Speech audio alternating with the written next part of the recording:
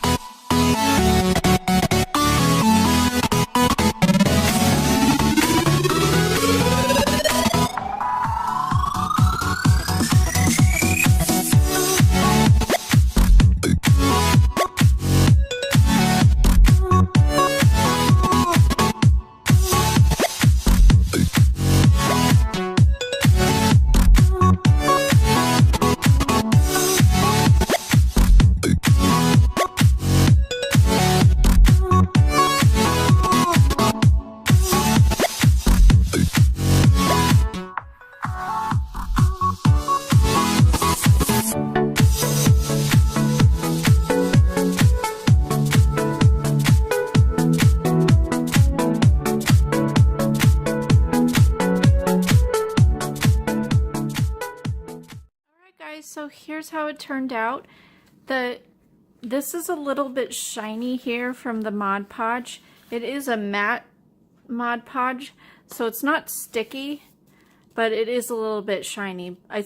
Still though, the Tombow marker went over it okay. It got where it was a little bit rough right here from the Mod Podge. It was a little bit hard, but as far as the ink from the marker going over the top of the Mod Podge, it still worked. I just wrote part of the verse in on this empty space here, but I really love how this turned out. It kind of blends into the background of the page and kind of makes it look like it was actually watercolored on there.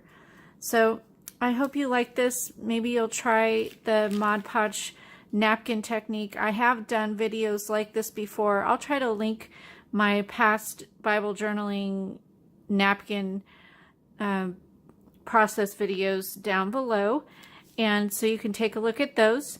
But if you like this video, give me a thumbs up, leave me a comment, and subscribe, and I'll see you again next time. This is Kim with Creative Crafticality. Bye. God bless.